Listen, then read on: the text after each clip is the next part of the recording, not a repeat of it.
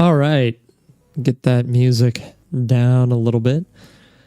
I hope everyone's doing well. We're jumping in super quick. I'm gonna delete the sneak preview from my list of things. Hope you're all doing well. For those of you joining from my usual streams, this is going to be a little bit different tonight. I'm mostly going to be here for people who need to create characters or want to join in to our big, huge, super big D&D thing. Let's see, what have I got? Right now, I think I'm just going to take a couple of minutes and do a quick form update, a PDF export of what I'm working from. It's not got everything, but it's got a little bit more than what I had, about maybe 3 or 4 days ago. So let me just export that as a PDF so that way I can shoot it over to you guys as need be. Just going to put that on my desktop for now. And we will begin. All right, so while I'm here, I am going to go ahead and just get a little bit started, kind of going over some things. This is slightly subject to change because actually let me go ahead and unlock this display capture and give you guys a little bit better view here, because you guys don't actually need to see most of that. There we go. That'll give you guys probably the best view that I can give you. So what we've got here is I've mentioned it before. Actually, that's even better. There we go.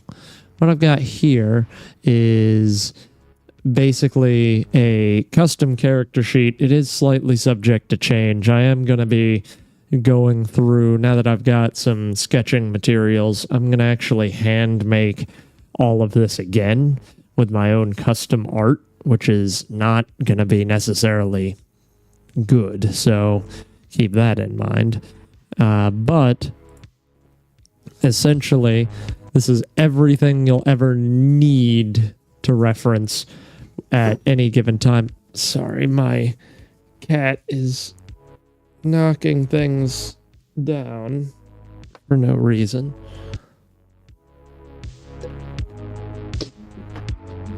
Oh, you know what? That little question mark, let me just fix that really quick. Sorry, you guys are gonna get a weird thing. There we go. Get that nice background music blowing, going. So what we've got here, this is kind of a simple one. Simple, easygoing. Everything has custom fonts, so I'm going to maintain that, but I'm probably going to add a cutesy little spin to it, so I hope you guys enjoy that. But I'm going to take you guys through a quick tour of this, so that way when we have the VOD of this saved, people who can't join get kind of the ultimate experience. So what we've got in front of us is 14 pages of character stuff. It's not... I've tried to lay everything out in a way that at any given time, you only need 1 or 2 pages at once. Yasmin, welcome. No worries. I hope you have a fun dog walk. That's always a fun experience. Oh, God, I've lost chat. Oh, Lord. Oh, update OBS right before... the stream to fix a bug, and suddenly there's more bug. But I'll be able to fix that momentarily.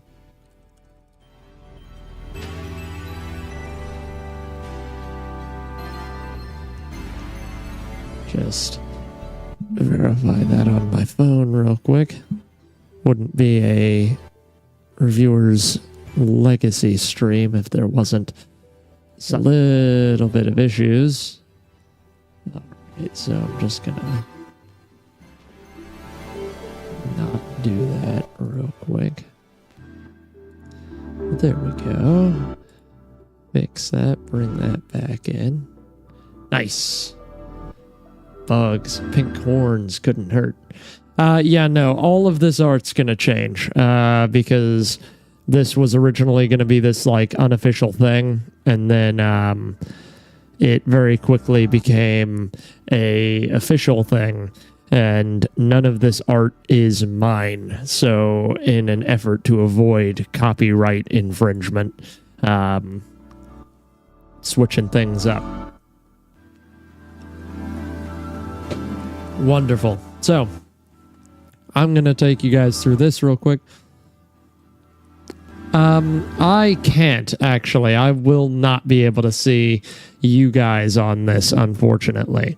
Normally, I would love nothing more for that, but this is going to be basically, how should I put this? This is going to be very low tech, but feel free to send any chat or questions here as needed, and I will go as quick or as slow as you guys need.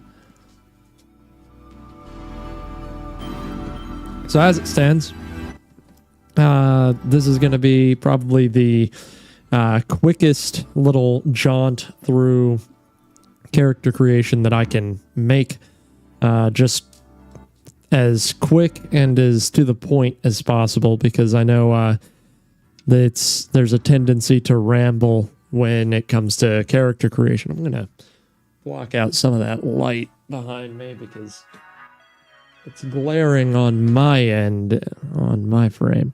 Oh, how do you apply? Here, gotcha. Let's see. Pull this in right through here.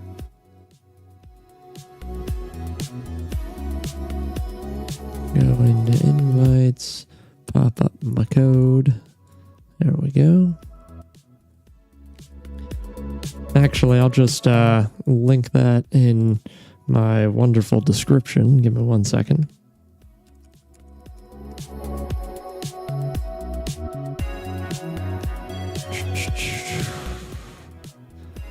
Again, like I said, always a fun time trying to get everything going. But it gives people a chance to pop in, so.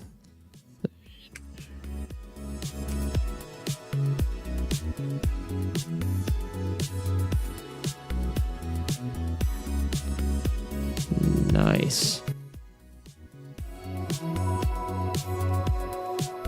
Well, and I will say, preemptively, this will be a 30-player live D&D thing. It's not Baldur's Gate, as much as I know I've got 2 or 3 people that think I'm setting up a Baldur's Gate server. I am definitely not. But what I am working on is essentially, for anyone here that's new, essentially I've got about a half dozen people more than I would normally have time for to run Dungeons and Dragons, and for my purposes, I just don't have that kind of time. I've already got a full D&D group, and it's too much to add another D&D campaign on top of my current running group. However, that gave me the wonderful opportunity to try out a wonderful style of Dungeons and Dragons, popularized by, gosh, I want to say it was, I want to say it was Ben Robbins. Essentially, it's called a West Marches style campaign where you have multiple groups worth of players, and people join in however and whenever they are available. So groups are very much a pickup style group that never needs any particular group makeup. The idea for that is that, we're all busy. Most of us are adults. We're trying our best to come up with time, and rather than try and do this weekly thing where everyone has to maintain availability on a certain day at a certain time, I am essentially trying to host this where there's multiple DMs, there's multiple groups of players, and you mix and match based on want to play and availability to play. So if you're not motivated enough to jump in, then you're not going to play, and that's fine. There's no negative connotation in that regard. I don't have all the time in the world. Most people don't. So this gives people the ability to not feel pressured to play every week if they don't have time, while also not feeling left behind. There's always going to be people that can't play all the time, but with 30 people playing, more than likely there's going to be 2 or 3 that have the same availability as you. All that out of the way, we're using a rule set that is very nice. I'm very excited about this because it's all original, or not all original, but it's all in one original tome that is roughly 1,600 pages as of now. But the idea behind it, hey, Game Racers, the idea behind it is I want to provide people, at least in this 30-player group, a system that no one has to reference anything beyond the one book.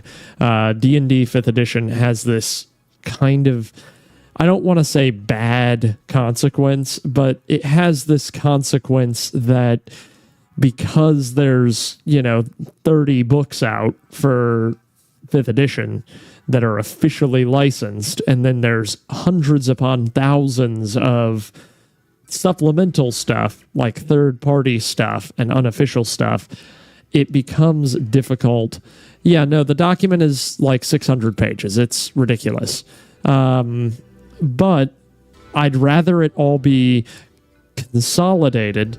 And the thing I like about the system we're using, it's a supplementary thing to 5th edition that basically replaces it. So it's called Advanced 5th edition. I like it because it adds more emphasis on the idea of D&D being a 3-pillar thing. And I actually make the argument that it's a 4-pillar thing. You have combat, which is what 5th edition does best. Almost every ruling in 5th edition is on combat. Pillar 2, which is something they focus on, is exploration. So it's not just fighting in the dungeon, it's getting to the dungeon that is an interesting thing. And I like that they did that. The third thing is social, like things that you do when you're not doing your adventuring, when you're going out and communicating with the world at large.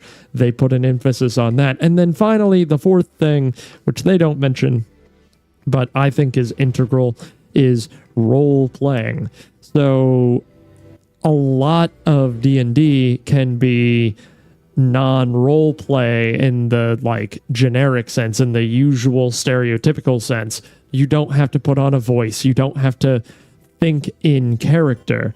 But I think it's disingenuous to say that you can't have role play without pretending to be someone. The best example is when you're here, I'll put a hashtag to it in, actually it's already there. If you go to our player announcements Discord channel, there's a hashtag resources, and it should be there. There is a standard form fillable PDF, and then the deluxe zip file with all the fonts if you want to go that route. But yeah, so essentially the best example for, you can role play without role playing is when you play a video game and you're doing things because the world kind of encourages it, and you suspend your disbelief in order to essentially provide a kind of through line. So I'm not killing people in, Baldur's Gate because, I'm playing the game and blah, blah, blah. I'm killing people because I need to survive. And when I put it in that frame of reference, I'm role playing. Now, some people, they're like, I'm never going to do that. And that's fine. It's perfectly valid. However, I think it's an unfortunate thing, and I want to have more of a focus on it for the people who do. So I'm going to jump in. I'm going to start describing this character sheet.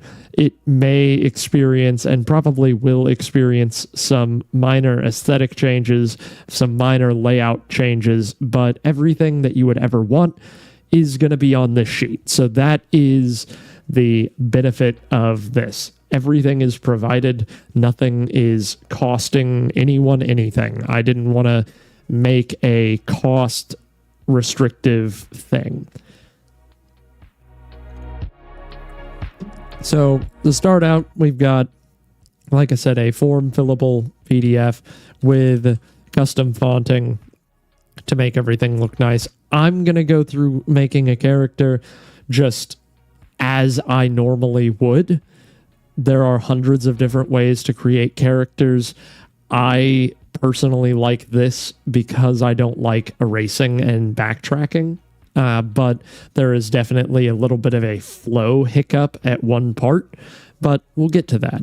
So you've got your nice little booklet right here. There's a little bit of art. There's a whole lot. We've got a ton of things. Most people aren't going to use all of these pages, and most of the pages are decorative or note-taking.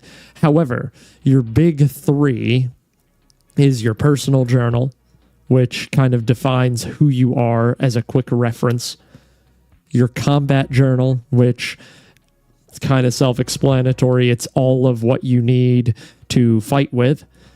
And then your exploration journal, which is all of your skills, everything like that. What you do when you're not in combat. The reason I swapped this, most sheets. In fact, I'll pull up. I'm actually going to download the. I'll download the original character sheet that they shipped with. It's perfectly fine. I don't dislike it, but it is a little cluttered, and it has. It has 4 sheets. Everything here it's not bad, but it's very cramped. And I'm okay with slightly cramped, but this is very cramped to me. And you're more than welcome to use this. I will post this in the Discord as well. Some people might prefer this, but for me, the problem that I have with most character sheets is, for instance, if I'm in combat, I don't really need to know most of my skills stuff or most of my tool proficiency stuff or how much supply I'm carrying or even my fatigue and strife levels. I don't need to know my destiny during combat, and I don't need to really worry about any of that. Conversely, when I'm not in combat, I don't really need to know most of my language, when I'm not in combat, I don't really need to know all of my combat maneuvers or my spells. So why put combat maneuvers here and skills here. To me, it's just with a little tweaking, this would be fine, but I don't really like the look of it anyway. Oh, here, I'll just provide you a link.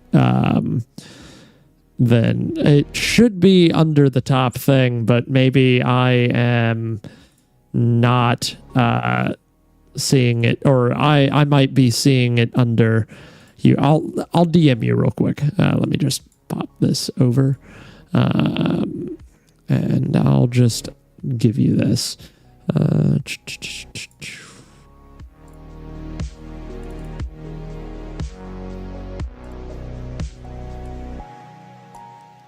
There you go. And then I'll just go ahead and send you the other thing as well.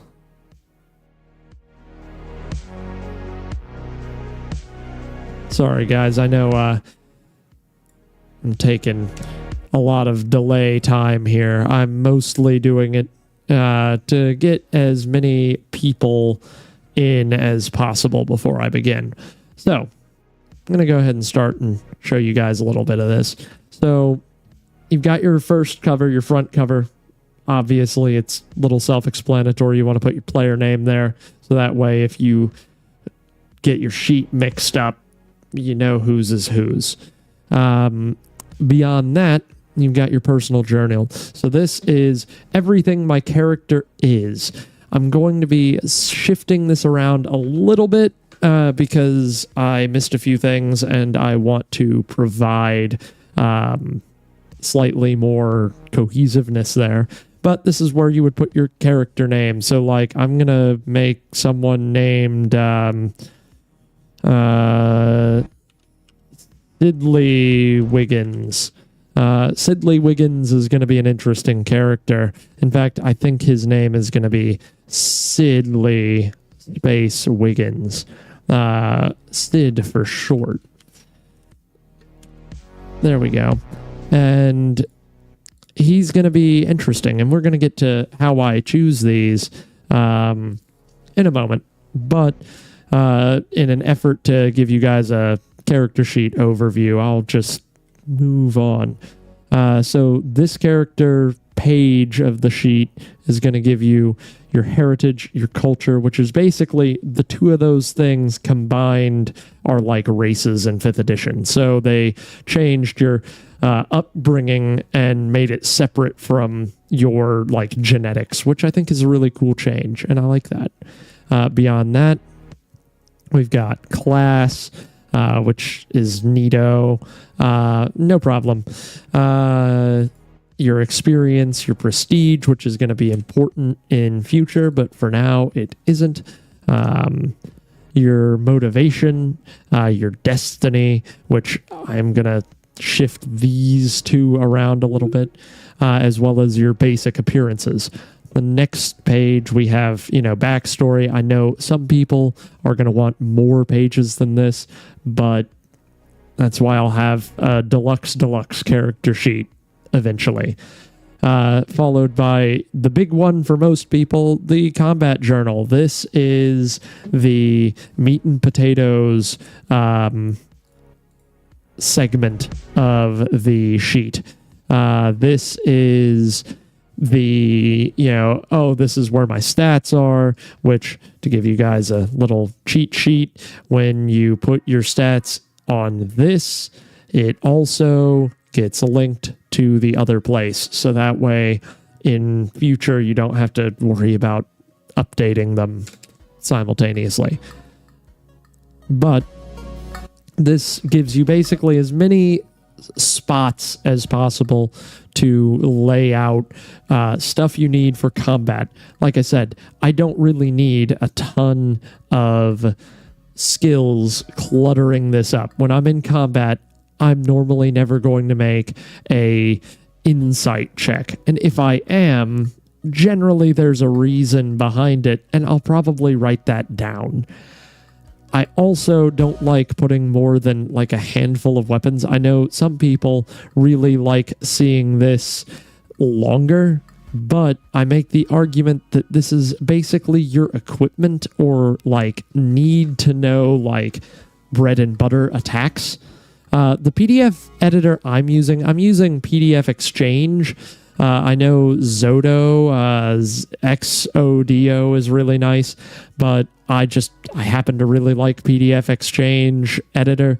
I personally own a license to it. I know they have a free version. I don't know how expansive it is, but it's nice. So beyond this, we have more compatibility stuff. Again, it's a pretty big part of the game, so I wanted to give you guys enough space for it.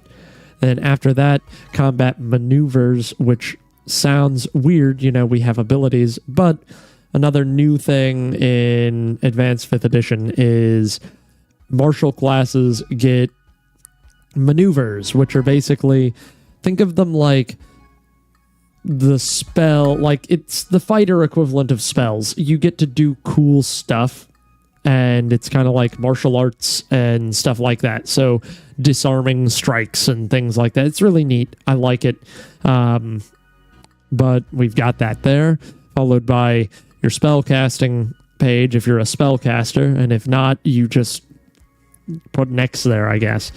Then you've got your exploration journal, which is both, it's kind of pulling double duty for social and exploration, because at the end of the day, I was like, it's already 7 pages worth of information that you'll need.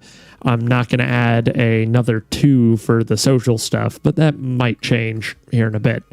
This is where all of your skills are. Again, you can click on what you have and show that you're proficient and blah, blah, blah. It's all nice. It's got your languages, your proficiencies. Anytime you're not in combat, this is where you'll be.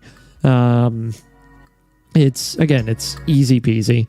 More room for your exploration abilities, and then we get to what people really like, which is your loot and your equipped items, your currency, your bulky items, and then some notes, and then you're done.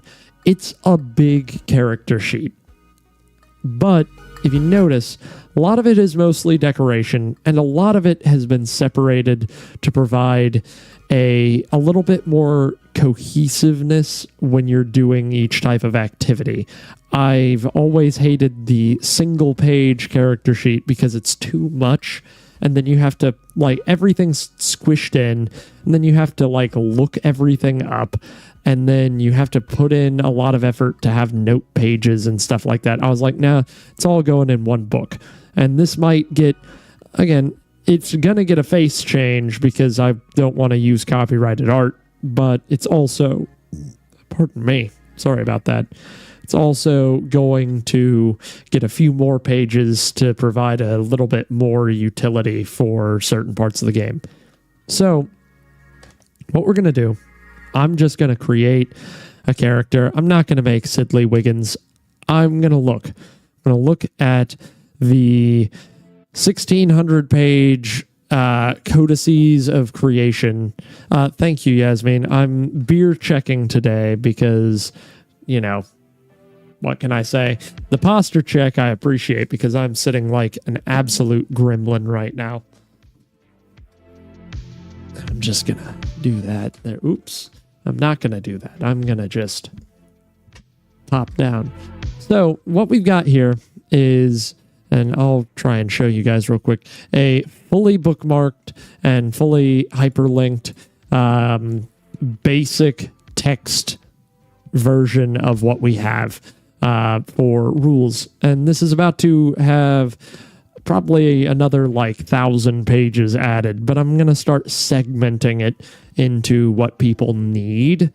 So that way, essentially, you can print out the one page you need for your heritage and the one page you need for your culture and so on and so forth, and just kind of attach it into what you need on your character sheet.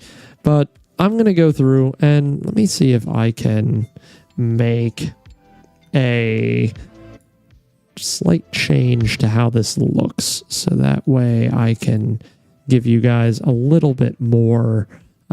There we go, and then put the other one right here, so that way maybe we'll have, look at that, perfect. And what we've got is essentially, actually I'm gonna move that over slightly so you can see more of that.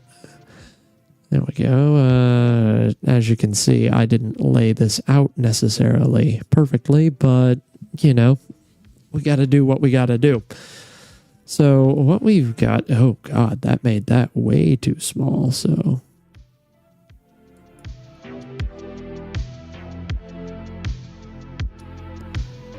All right, close enough. So what we've got here, like I said, we've got our little character creation book and our character sheet. It's gonna be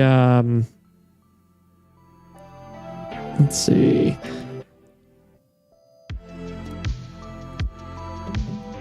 we're gonna start super easy. I know I'm very charismatic right now.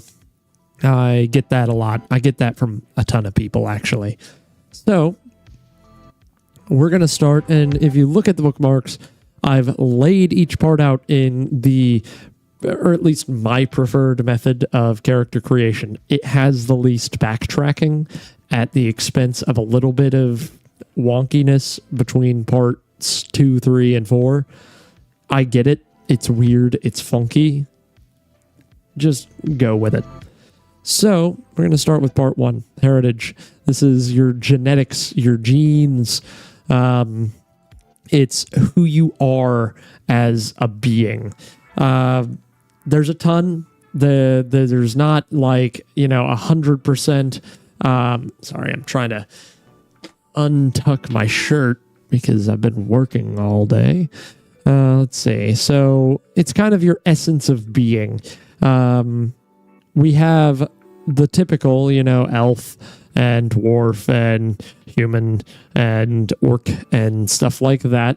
But we have some interesting ones. We have like the Chrysalian that are like fey moth folk, and Aorn, which are like, the bird folk, and goblinoids, elementals, kind of amalgamation beast folk, as well as, just a bunch of people. Tons of stuff.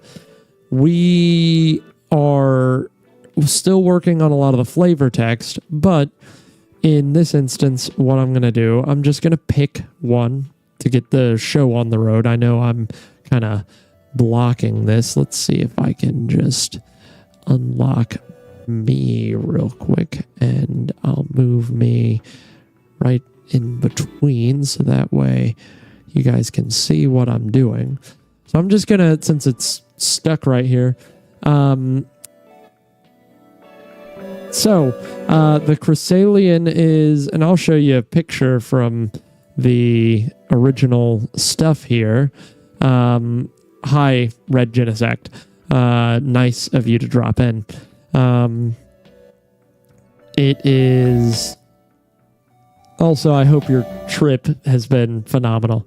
The Chrysalian is basically, let's see, I think it was in 2. It was not in 2. It was in, let's see. Maybe it was in 1? It was not in 1.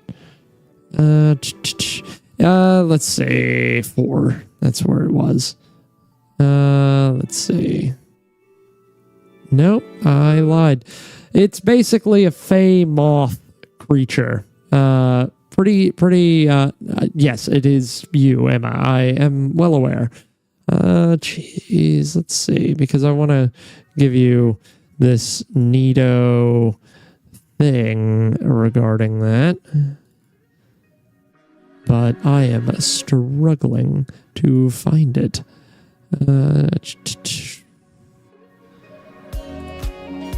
That is just unfortunate. There we go.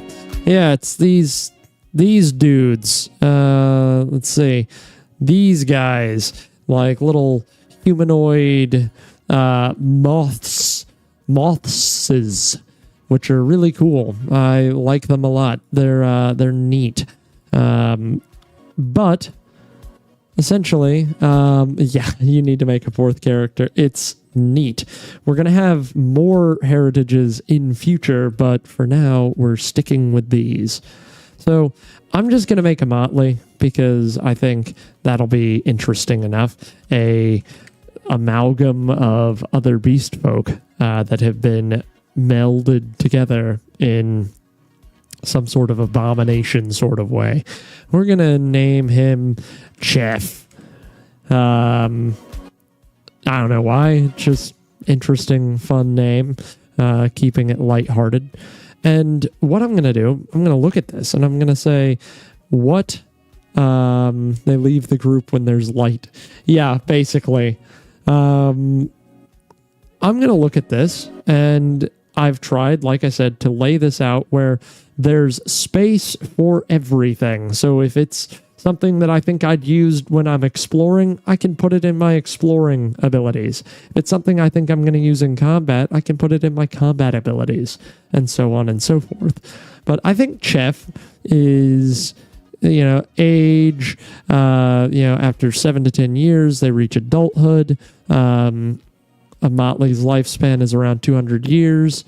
I think I'm going to make my age the nice, ripe age of 30. Just very mature, held down a job for quite a few years and then became an adventurer. My size is medium, which I don't think I have a space for that, so that'll be in the addendum for later. But for height, I'm going to say I am, let's go with 5'11". I'm not, the tallest, but I'm not short. I'm going to say I'm 173 pounds for that sake of feeling like I put in the effort. Let's see. Eyes, sad. Maybe tired. Skin, brown fur.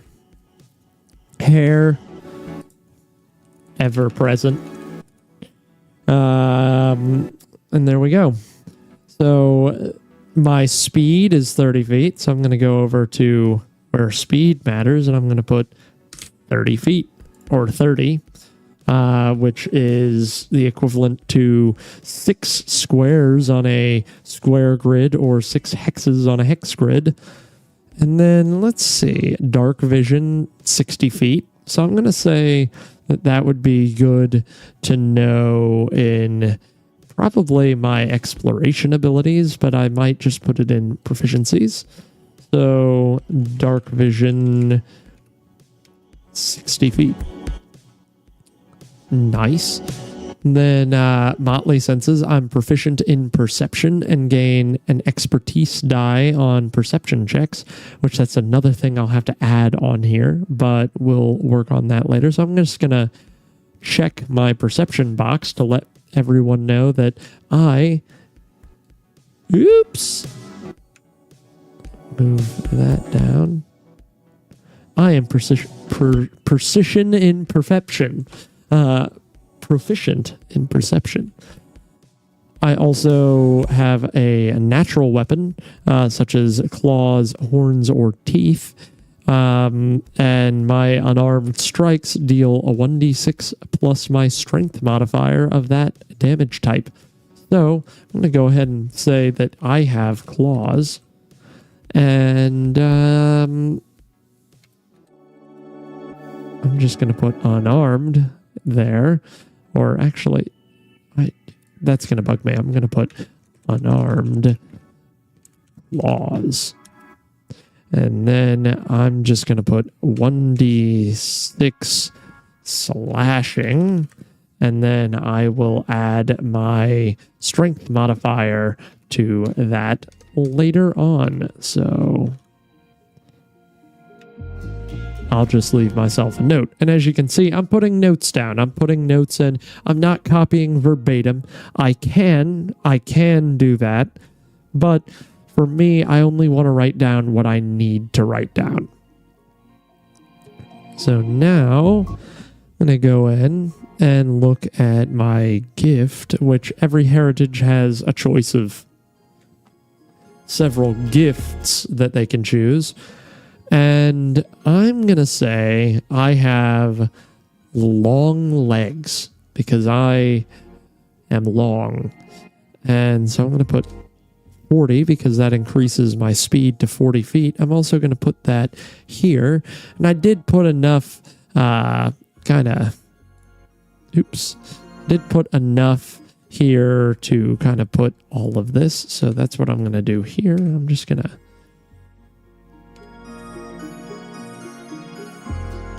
do that. And there we go. So I gain an expertise die on saving throws made to resist being knocked prone. So I'm actually going to probably put that here as well. Just because, again, redundancy is terrible, but sometimes if I'm getting knocked prone, I'd rather know that I'm getting knocked prone. So that way I can pull that little nugget of wisdom out. There we go. Beyond that, I am basically done for my heritage. Now, I'm going to go ahead and pick my Paragon thing. That'll only take effect at 10th level, but I'm just going to go ahead and take a look at what else I can do, which, it's doing it again. It's definitely trying its patience on my system to try doing this multiple page document, so I'll have to close it and reopen it. But I'm just going to go ahead and put this in for later. Some people like doing that. I don't, but just for the sake of argument, when I hit 10th level, so 10th level, I'm going to get a mutation, so I'm just going to go ahead and say I get long arms. And then also, I'm going to say predator weapons. When I turn level 10, my unarmed strikes are more damaging and magical. So that's pretty cool. All right. So now that I've done that, I'm going to close this out and open it back up because, oh boy, is it upset or what. As you can tell, it's too big of a document. So I might just have to start using my little cheat sheet. You guys, if you have this issue, I apologize. I'm trying. I'm going to be separating it so this doesn't happen to you guys. So just give me a couple of days and that'll be up. I'll try and do it tonight, but no promises. So I'm going to go in here. Now that I've done that nice little heritage thing and I've filled out my stuff, I'm going to start picking a culture. Your culture is how you were raised, basically. Like I said, your genetics are how you... Oh, gosh. Let that do its thing real quick while it thinks about stuff.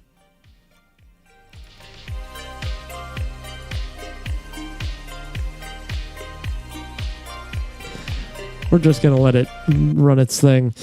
Save often if you're filling this out on online or digitally. It is occasionally a little bit crashy. Yeah, and that is a good moment for me to stretch, actually. 1 second.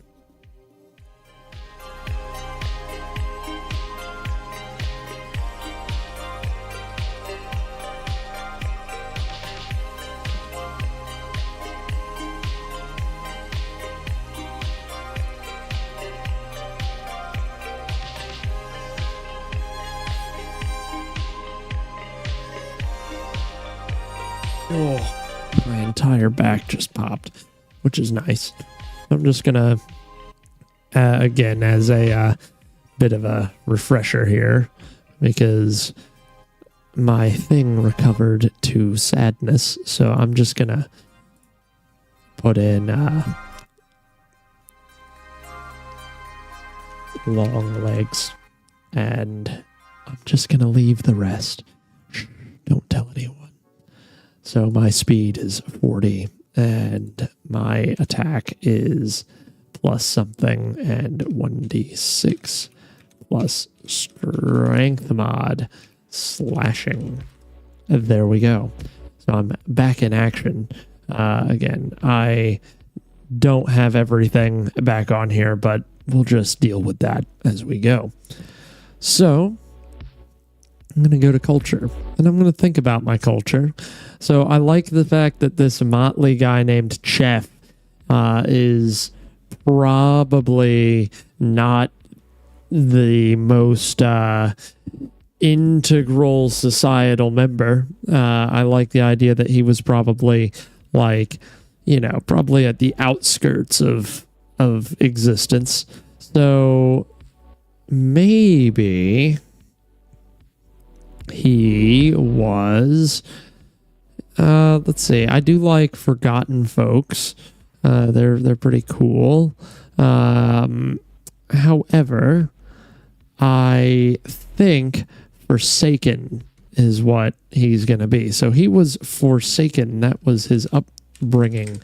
He did not live in a opulent way. He was basically always on the run and always struggling, going from place to place. And so eat like a bird. I can go a number of days equal to half my constitution modifier without suffering any fatigue from lack of supply. So that'll be nice. So if we end up running low, I may be able to survive a little bit better. That'll be really cool. I like that. Fleet of foot, my speed increases by 5 feet. So, oh boy, this is already getting kind of insane. 45 speed is pretty insane, I gotta say. That's what, 7 squares right out the gate? Actually, no, it's 9 squares out the gate. That is ridiculous. So that's kind of cool. Improvised tools during a rest. I can jury rig an improvised toolkit. So that's going to be nice if we're out and about and we just need to get some stuff built or repaired. Pack rat, I count as one size larger when determining my carrying capacity. So that's going to be nice to have. And as you can see, I'm just basically copy-pasting this where it seems to make the most sense. Roll with the punches.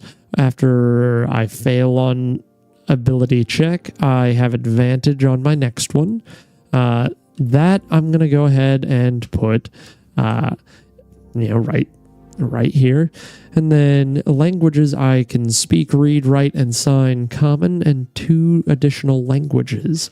So I like the idea that he probably knows Elven because makes sense. Like he's probably traveled through the forests, and probably Dwarven because, you see all types of the major places, and he's probably well enough understanding like, okay, I need to know the three big ones, so that way I can kind of get by wherever I am. So culture, pretty easy, not too bad, not too tough.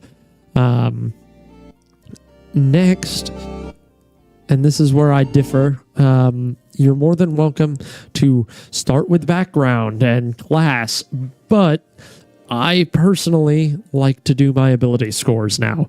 I'm already thinking, and granted, I know more about the classes, so for me, it makes sense to do ability scores now, but if you don't know the game too well, hold off on this. It's in no way required to do this now.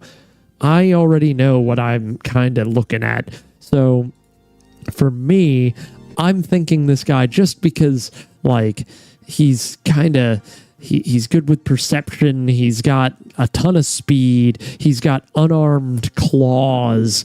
I'm thinking that this guy is probably going to be like, I like the idea of him being like an adept or maybe like a fighter. So I'm going to lean into that. Like, he is going to be, let's see, I'm going to choose from these character creation scores. Everyone needs to choose from these. I was considering doing rolling for everyone, but I had my current group roll these up and it worked really well. Like, it really worked out. And so everyone's going to be on the same playing field as far as their character strengths go and weaknesses. So I'm going to go ahead and put 14 in my strength. I'm actually going to do 13 in my dexterity. I'm going to go ahead and do 12 in my constitution. I'm going to say a 10 in charisma, 9 in wisdom, and 7 in intelligence. He is not so smart. But you know what? Does he need to be smart?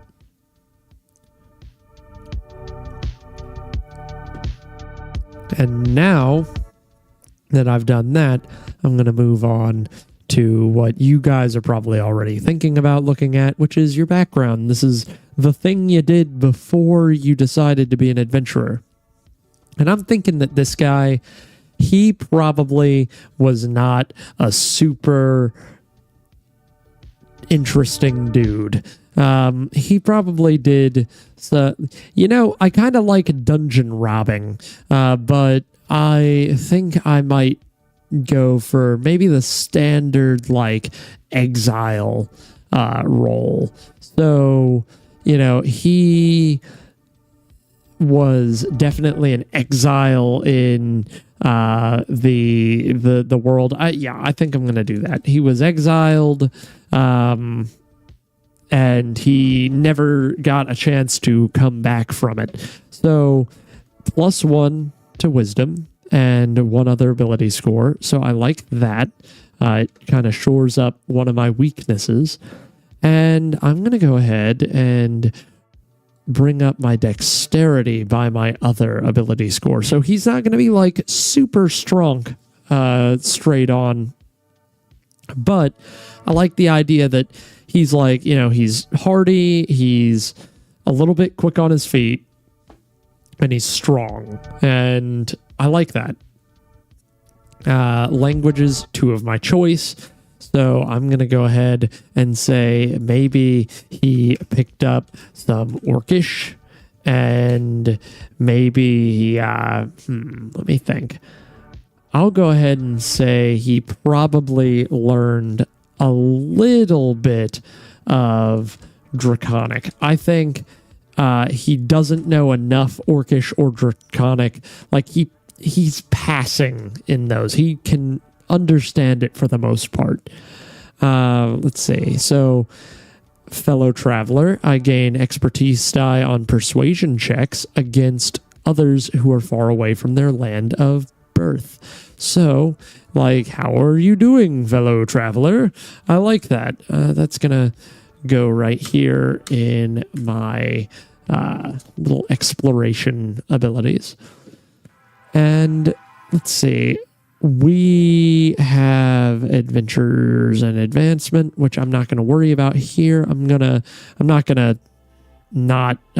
put it over here, but I'm going to put that in my backstory, and I'm not going to go into deep detail on that.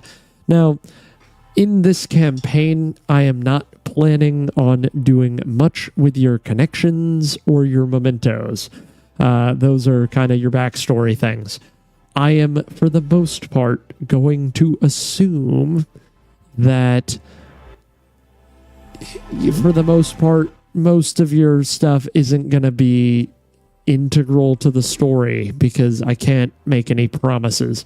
But please feel free to roll on this chart and, have a fun time with it. Now, once I get done with the background, we move on to class, which is the big one. I am going to be part of the lower class. Fun joke. But in all seriousness, class is your big one. It's going to be the one that takes a while. There are a few on here that are not filled in all the way. I'm working on it. So if you see one that's not filled in, maybe don't pick it unless you are patient, because it's going to take a few weeks to get those done. But for me, I already know what I think this guy is going to be. I think he is probably going to be, I want to say, probably a fighter. However, I'm looking at it and I think, fighter. Definitely fighter. I'm going to be, the dumb fighter class person, just because, actually, you know what? Screw that. I think we're going to go ahead and buck the trend, and I'm going to make a berserker, because I think that would be kind of cool. Like, he gets a little mad sometimes.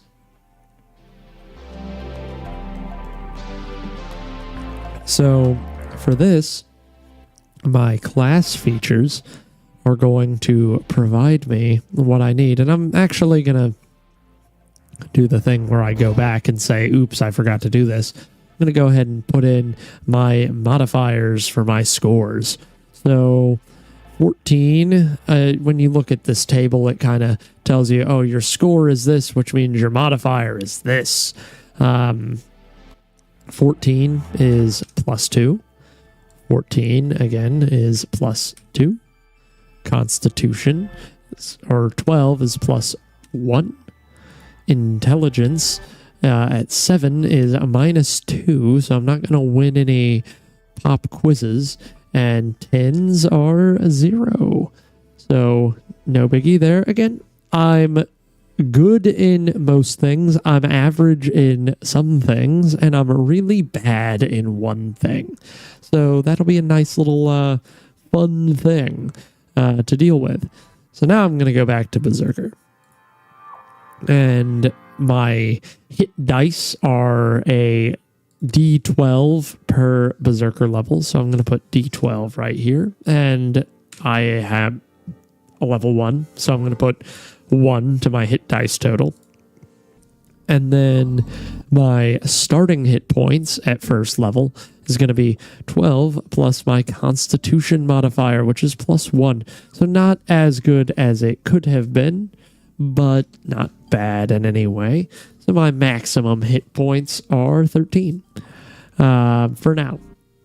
I am proficient in light armor, medium armor, and shields. So I'm going to put that in my proficiencies. Light, medium armor plus shields. And no tool proficiencies, which makes sense. Let's see. Saving throws. I am good with strength and constitution. And I think with that, skill. Oh, there we go. Skills, choose 4 from animal handling, athletics, intimidation, nature, perception, stealth, and survival. I'm going to go ahead and do survival, as well as, let's see, stealth and probably athletics, because I just feel like that makes a whole lot of sense. Little sneaky, little athletic. This guy's already kind of interesting. Now, I'm going to go ahead and fill this in. My proficiency bonus at level 1 is +2.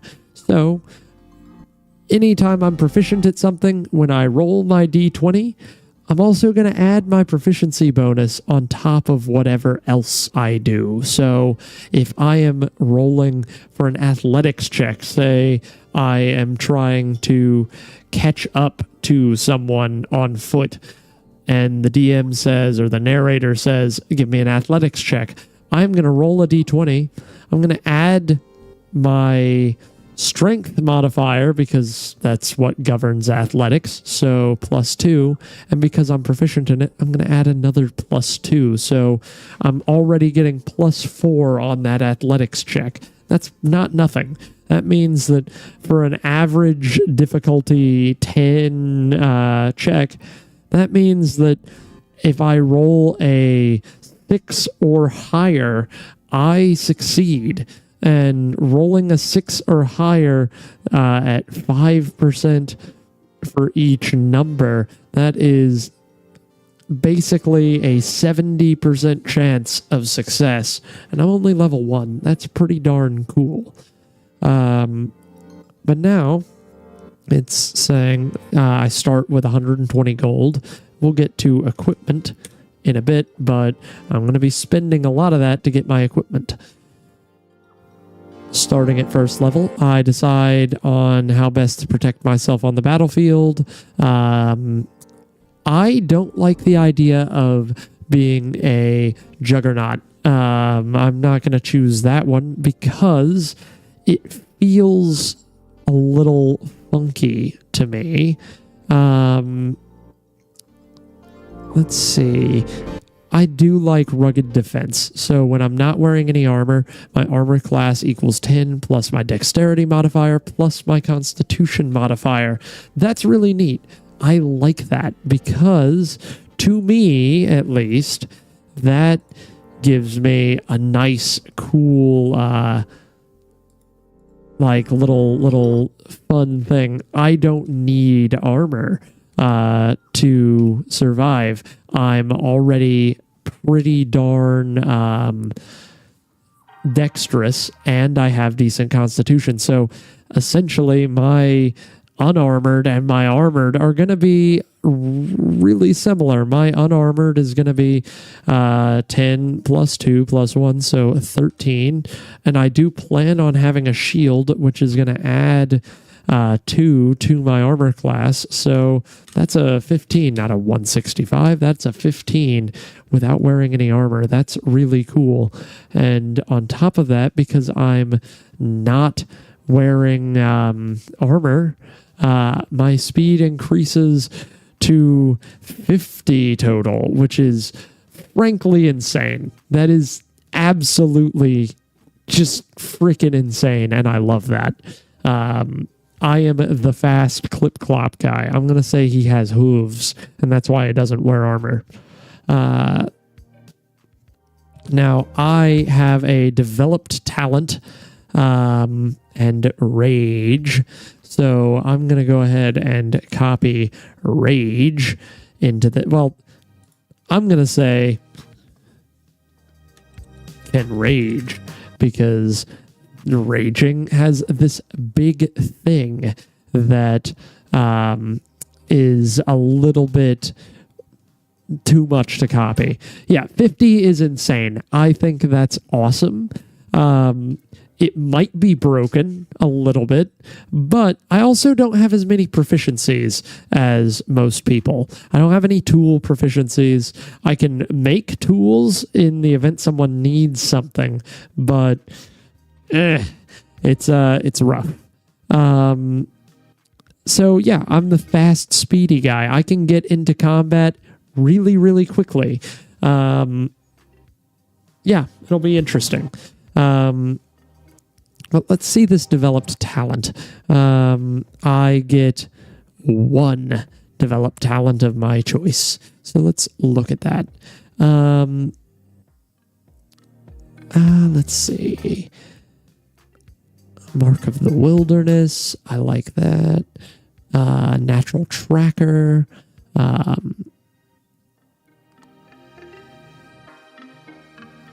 Sharpened Senses. I kind of like that.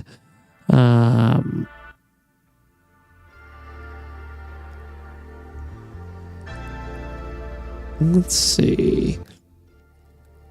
Agile Sprinter.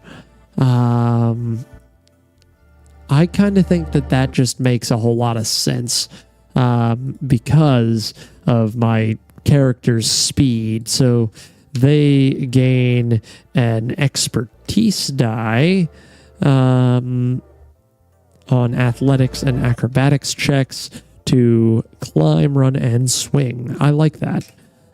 Neat. I just think that's neat. And that's really all I get for class. And that's okay, because I get to rage, I get to get angry, and when I'm raging, I do this really cool thing. I gain advantage on strength checks and saves, which is nice. That's really nice. I gain, whenever I'm in rage, I gain a number of hit points, like rage hit points. So I get like temporary bonus hit points, which is cool. That's pretty neat. And at first level, that's +2 hit points per round, which is nice. I have resistance to bludgeoning, piercing, and slashing damage. And I don't gain any benefit from temporary hit points, which is neat. So it's like I gain my own temporary hit points, but temporary hit points aren't helpful for me. That's kind of cool. Awesome. So that's really neat, and I'm excited about that. But that's all my class stuff. Some of you will probably spend an hour on this. But for me right now, I am done. I'm going to go down to part 6, which is equipment. So I have 120 gold pieces. What to buy equipment.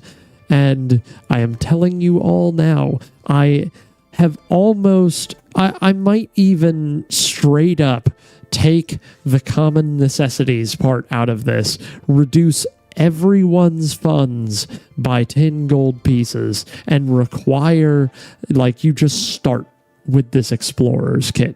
And the reason being, at least in my game, I don't want you all to starve to death immediately. I hate that. And we are going to be tracking that to an extent. So, I'm going to put in my Explorer's Kit. The Explorer's Kit has a backpack and bedroll. So I'm actually just going to put here backpack and bedroll. A mess tin and tinderbox, a set of 10 torches and 50 feet of rope, a set of 10 supply, which I'm going to put in a different place. I'm going to put that here. My current supply is 10, and I can carry a maximum supply of my strength score, so I can carry 14 at most.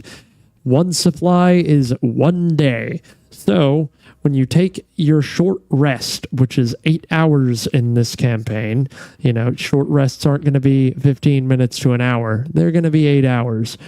So keep that in mind. You're not going to be able to rest and just get stuff back willy-nilly. You're going to have to plan this out, because 8 hours means 2 watches to make sure everyone is safe and alert. And 8 hours means that someone might come upon you. So, you know, again, be prepared. But beyond that, we're going to say a water skin. And I'm going to say, I'm going to go ahead and equip my traveler's clothes because, you know, that makes sense. I'm wearing them. Now, I don't need a lot of armor. In fact, I don't need armor. I really only need a medium shield. Now, a medium shield is going to cost me 20 gold pieces. So I'm going to go ahead and put that here. And I am already down into the double digits. Uh-oh. That's going to be rough on me. But we'll see. We'll be fine. And then, let's see. I think, because, like I said, I don't really want to lose any of my bonuses, I'm going to say that I'm going to hold off on armor. But I do want a cool weapon. Hello, Iron Ma'am. I hope you're doing wonderfully. I certainly am. I am the wonderfulliest. So just keep that in mind. Let's see. I am proficient in light and medium armor and shields, and I think I was proficient in... gosh, I did a terrible job at writing down my proficiencies. Berserker. Simple and martial weapons. So basically, everything. So I'm just going to put weapons. And I am glad that you are glad that I am glad that you are glad. Let's see. So I'm going to put in for my weapon here because I think this guy, it makes too much sense for him to have a... Like, he's got his unarmed claws, which already deal 1d6 plus 2 slashing damage. And he's got a shield. So I'm trying to think how I want to do that. So I could switch to a longsword, which is pretty cool. Let's see.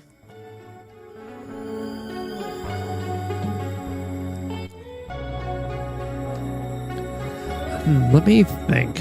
What do I want? You know, it would actually kind of be cool if I had like a pike.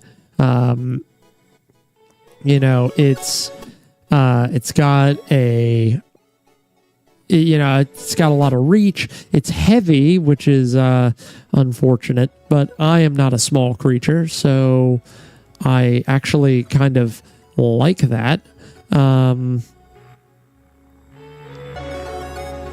Ooh, and it's defensive, so it's designed to be used with a shield of the stated degree or lighter. So when I make an attack, I can use a bonus action to either make an attack with my shield or increase my armor class by 1 until the start of my next turn. So I'm absolutely gonna use a pike because that sounds really freaking cool.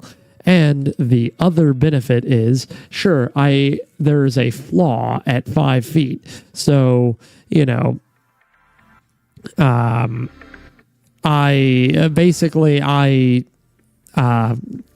attack, I believe, at disadvantage within 5 feet. But that's why I have my claws. I can drop my pike and it's going to be cool.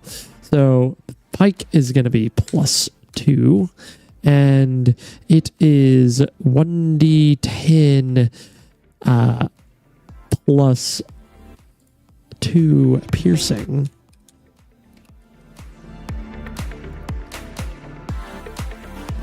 And that is pretty cool. And it has a reach of 5.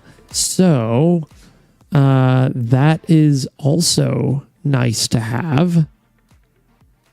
Oh, it can be used to make attacks against targets within 10 feet. That's awesome. So that'll be neat. I'm very excited about that.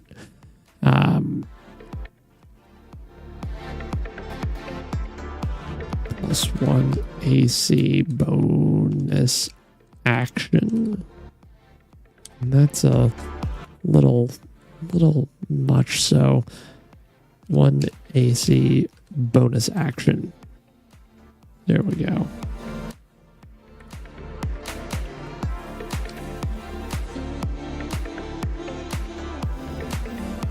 Look at that.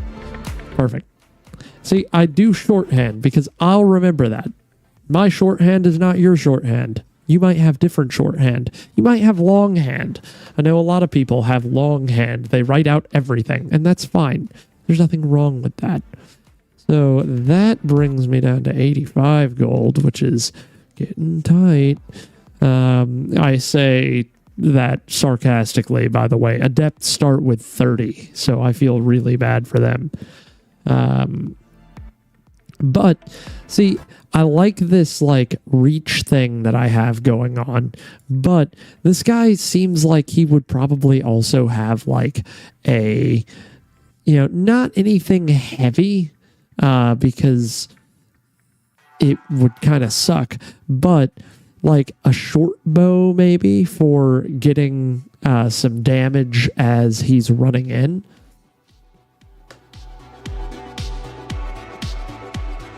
So I'm thinking short bow would be pretty nice to have. So I'm going to go ahead and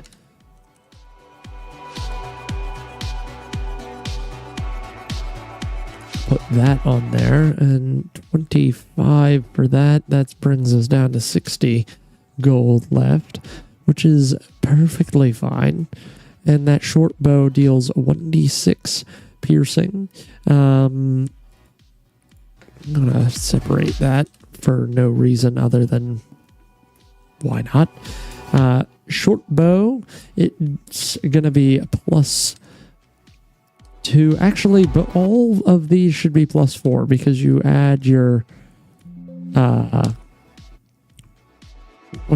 your proficiency bonus if you're proficient, and your modifier, so +4 on all of those, and then it deals a 1d6 +2 piercing, which is nice. I like that, and that'll give me a little bit of extra oomph when I need it. Let's see, so now I'm gonna go ahead and grab myself some, probably, I don't know, I like the idea that this guy doesn't necessarily know much about medicinals, but knows a lot about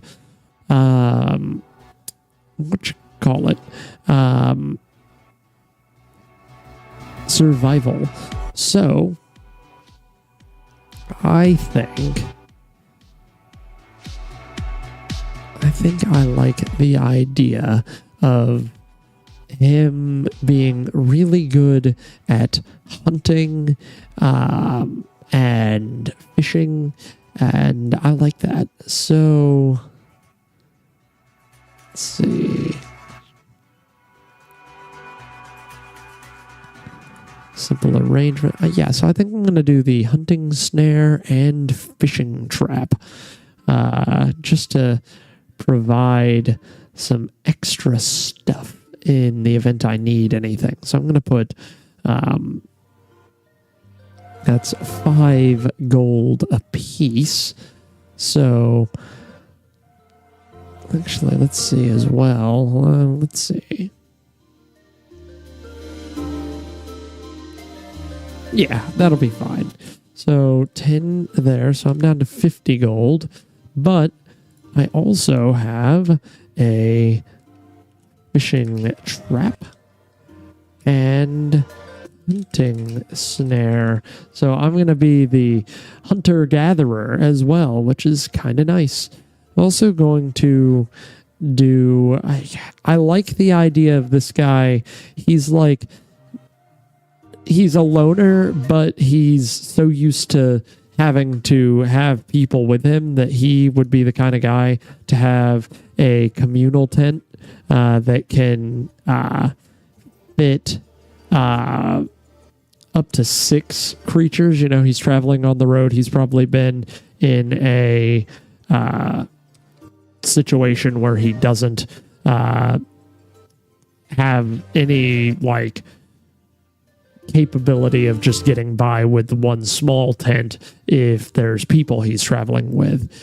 So that'll be nice. So I'm going to say thank you, Yasmin, for the water check, the corona check.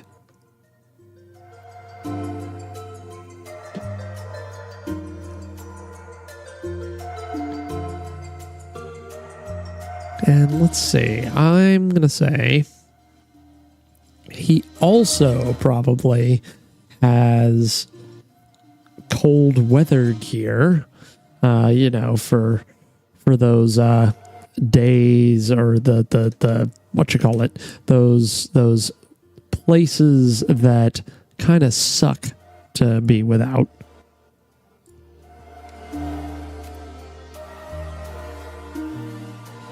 And actually, I'll go ahead and say the marshland gear as well. He is absolutely going to be the guy that has been out there and has kept everything he can. Let's see. At that point, I'm pretty sure. Let's see. Pretty sure I'd probably be pretty much done. But let me check and see if there's any miscellaneous gear that I might want. Let's see.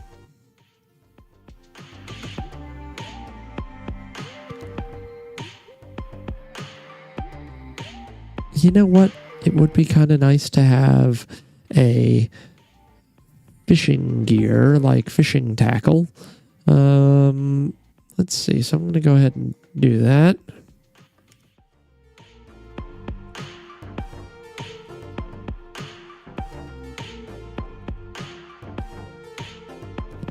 And honestly, I think I'm just about done on that. That seems pretty kind of cool. Let's see. Maybe a grappling hook. I kind of like that. Grappling hook would be kind of cool because then it would be kind of easy to you know, help if need be, getting us up somewhere. So EF, I guess I didn't put in grappling hook. That's unfortunate. I'll have to do that. So grappling hook is 2 gold, so 7.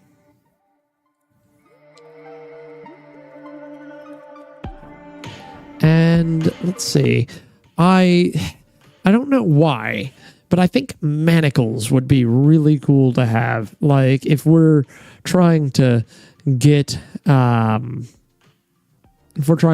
info out of someone, you know, we can restrain them.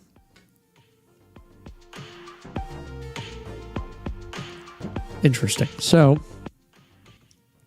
I'll go ahead and do that. So I'm down to 5 gold pieces. And with that, I think we are good to go. Let me just make sure there's nothing else for 5 gold I might want. But I think that's about it. And again, this character is, you know, his name is Chef, which seems kind of dumb now because I actually like this guy. So I'm going to go and name him Chippin Longstrider. His nickname, because boy oh boy is he a freaking fast dude. So now I'm gonna kind of finish this up with part 7, which is Destiny. And Destiny is the thing that does a couple of things. It does 3 things importantly. Thing 1 that is most important, it shows you how you get inspiration without me granting it, or without someone, the narrator, granting it. That is cool. If you do something, you just gain inspiration, which allows you to re-roll any d20. That's awesome. I love that. Thing 2, it gives you a character motivation because you get something if you fulfill your destiny. That's also really cool. And 3, it gives you something to kind of mold your character around. So, like, I like being able to think of my character in, like, this is what I'm trying to fulfill beyond my backstory. Like, this is my theme, my character's theme. And it also gives me, like, a lot of times it's like I can spend, atonement, for instance, since I've got it right here. Repentance is my source of inspiration. So if I refuse to partake in a vice of mine, or fix something, or save the life of someone that I considered an enemy long ago, or donate money, or things like that, I'll get inspiration. And then they give me an alternative way to spend inspiration by doing this. So instead of just re-rolling a d20, I can spend an inspiration and an hour in honest, candid conversation with another creature to remove a level of strife. That's awesome. Like, we each lose a level of strife. That's really cool. That's really powerful. That's neat. I like that. And if I fulfill my destiny, once per long rest, I may either remove the doomed condition from a creature with a touch, or cast Revivify with no need for material components. That's, again, awesome. That's so cool. I actually kind of like that in a way for this character. Like, he was exiled maybe for being angry. Actually, I am going to do that. So atonement is my motivation. I really like that, actually. I think that's going to be a neat character thing, a neat character trait. So my source of inspiration is repentance. And I'm going to go ahead and engage in self-sacrificing behavior. Save those originally viewed as the enemy. Maybe in my travels, I viewed civilized folk as shitheads because I had to rough it growing up. And maybe in doing so, I killed someone in a fit of rage, and it was someone who didn't deserve it. And now I've been exiled from my tribe, and I wish to atone for my past behavior.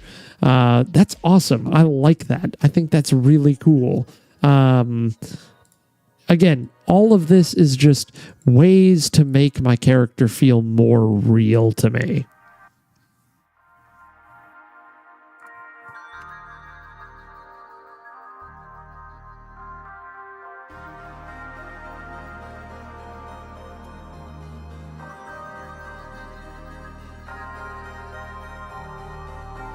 Let's see. Yeah, that'll be fine.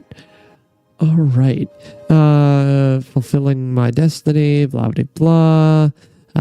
Fulfillment feature. Nice. So I'm just going to go ahead and put this in here just in case. And there we go.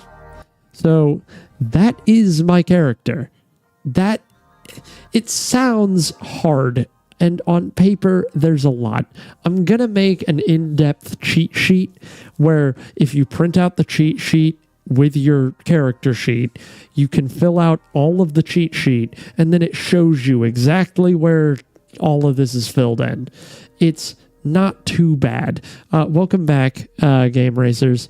I am not leaving just yet. I will be here for a little bit of time for anyone who does have questions. Sup, losers. I'm going to excuse myself for like 5 minutes to root around in my fridge and see what leftovers I want to eat. But I will be right back. But for now, the best thing I can do is tell you, if you're thinking about creating a character and joining the campaign, it's not that difficult. I'm going to finish up a few things before I excuse myself for a minute to get some of the... It's a lot of pages, but it's not a lot of information. I didn't want to overwhelm people. And yes, a 14-page PDF is a lot. But let me show you. This page, not really important. This page, not really important. This page, it's important, but it's basically the glossary for your character. This page is important based on your enthusiasm. This page is very important, but this page is also kind of sparse. My initiative is +2. My skills are right through here, or my ability scores are right through here. My proficiency bonus, my armor class, my hit points, my hit dice, which help me regain hit points, my speed, all of this is easy stuff. Even my combat abilities are not that hard to read. It's all simple. This page is just a continuation. So again, we basically, so far we have 2 pages that like really, truly, honestly matter at the table. Combat maneuvers. Again, if you need it, it's there. So maybe we'll say 3. Usually though, if you need combat maneuvers, you probably don't need your spell casting. And if you need your spell casting, you probably don't need combat maneuvers. So again, 3 pages. Exploration. Yeah, sure, you'll need that. This is where all your skills are. But again, that's 4 pages. Everything else, your inventory, your notes, everything else. So 4 pages, nicely spaced out, is not that bad. It feels bad, but it's not that bad. And, you know, it's, again, I do plan on kind of shrinking some of this. I'm going to have a minimalist version of this, which is basically, if you really don't care about artwork, if you really don't care about the aesthetic, here is everything on one sheet. So essentially, this entire system, yeah, it's called Advanced 5th Edition. Some people call it 5.5. Some people call it by its big real name, which is Level Up Advanced 5th Edition, which is really long. And basically, it's all the same general mechanics, but they added to it in ways that I really like. They made character creation feel a little bit more personable. They gave you goals. They gave you more... also to our viewers, remember to smash that like button. Oh, yeah. Oh, boy. I love it. But yeah, no, it's all really kind of... Again, it's just kind of 5th edition, but with a little bit added. More exploration, more streamlined survival stuff. So supply is easier to deal with. I like that. I do plan on short rests being actually interpersonal with people learning about each other. I plan on short rests being, again, like I said, they're 8 hours. You're sleeping or trancing or whatever. Like, the world is more unforgiving, but it's more unforgiving because you're more powerful. Like, D&D has this really weird thing, and to those who are playing Baldur's Gate, you might know about this. D&D on paper, or like the mouthfeel of D&D when people think of D&D is epic fantasy, heroic fantasy, but D&D, in practice, is either piss easy or piss hard, because it is on paper and mechanically a very unforgiving game. To put it in perspective, a wizard has 1d6 hit points at first level, because they're not going to have a constitution that we know of. So at most they'll have 8 hit points. A wolf in 5th edition, the wolf stat block, a single bite from a wolf is on average, and I'll zoom in so you guys can see it, 2d4 plus 2 damage, which means minimum 4 damage, maximum wizard dead and prone and gone. And that is a challenge rating of a quarter. So for a 5-player party, all level 1, this is supposed to be a trivial encounter. This would be a trivial encounter, 1 wolf versus 1 party. A standard medium encounter would be 1 wolf and then another 3 wolves. And they also have advantage if they're next to an ally. So this wolf gets a +4 to hit, and a wizard with probably 12 armor class. That means that to beat the wizard's armor class, the wolf just has to roll an 8, which means if they only have to roll an 8 on the D20, that means they have a 60% chance to hit. And if they're next to another wolf, that means that they have a 30%, or sorry, a 40% chance to miss, but take that and put it in half. I think that's how the math works. So they have an 80% chance to hit, basically. That's ridiculous. So more often than not, 8 times out of 10, they're going to hit once on a wizard. On average, they're going to roll at least half of the wizard's HP. And then that wizard is going to have to make a saving throw in a skill or an ability that they are not going to be proficient in.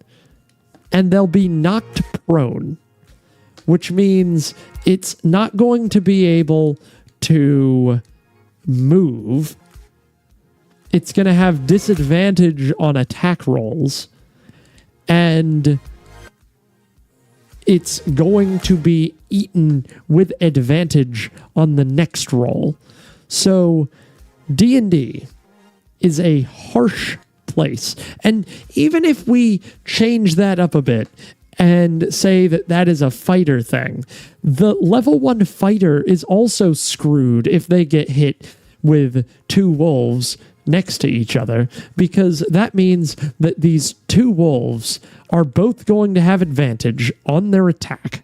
They're both going to be dealing probably half of the fighter's hit points at level 1, and we're still at trivial difficulty, and that's just two wolves. So, level up Advanced 5th Edition, the mouthful that is honestly more forgiving in some ways, and less forgiving in others. Travel is going to be kind of a stressful thing. Not in the like, oh, we're going to die sort of way, but I want this campaign to be a campaign wherein you are in an unforgiving world with reasons for it to be unforgiving. You can't traipse halfway across the world. You can't traipse halfway across the country without having to keep in account food and safety and rest. And how are you going to pay for that food? And what are you going to do if you can't get that rest? And what happens if you run out of supply? And things like that, without it being too annoying to deal with. So what I'm also going to do here, we're going to say our passive stealth is, and I think for passives, I forget this every time. So we're going to do passive stealth is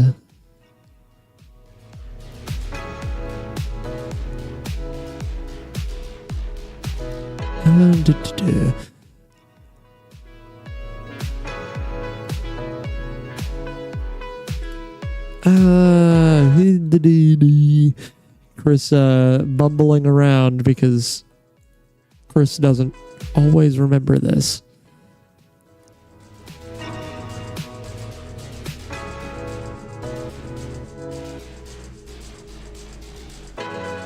Passive perception calculation.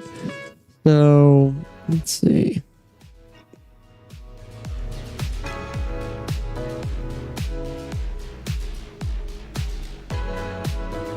Okay, cool. So I'm going to go with this, which is passive perception and passive wisdom and things like that. So passive stealth is going to be, because I'm proficient in stealth, it is going to be 10 plus 2 for my dexterity plus 2 because I'm proficient. So my passive stealth is 14, which is neat because what that means is, more than likely, when the goblin patrol starts looking for you, or is trying to find you, your passive stealth is 14. So when I'm looking and saying, oh, does the goblins spot these guys? I know you're probably not going to be caught. My passive insight is going to be 10, and my passive perception is going to be 12. So your passives are going to be 10 plus your modifier of that skill, and then plus your proficiency bonus if you're proficient in that skill. Easy stuff. I'll write that down. Beyond that, though, I am basically done here. All of my nitty gritty is done. So this is going to be a placeholder character. So I'm going to save this as a placeholder character that someone can use if they ever want to, or if someone is, not able to. So I'm going to just say Cheffin Longstrider, and I'm going to put that there, and I will be right back. Like I said, I'm just going to pop over to grab some info on what I have for food, and I'll be right back.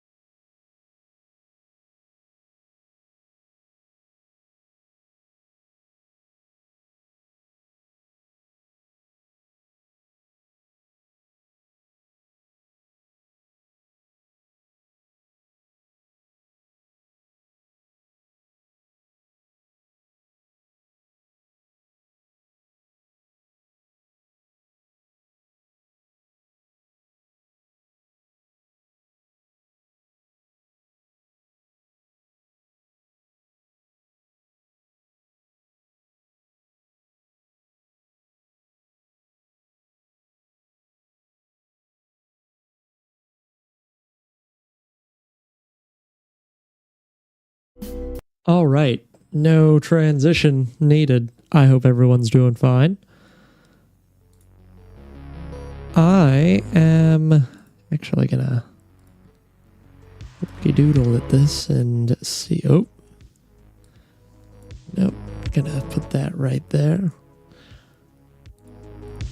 I'm actually just taking a look at my Google thing to see if I have my updated drive, because I want to give you guys more information sooner if possible.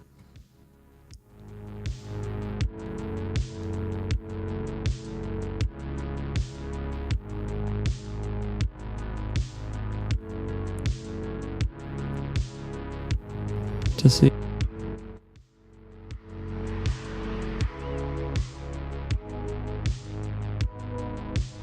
Let's see, everything looks fine. Wonderful. So I'm going to work on that for a little bit. What I might do, because I am exceedingly hungry,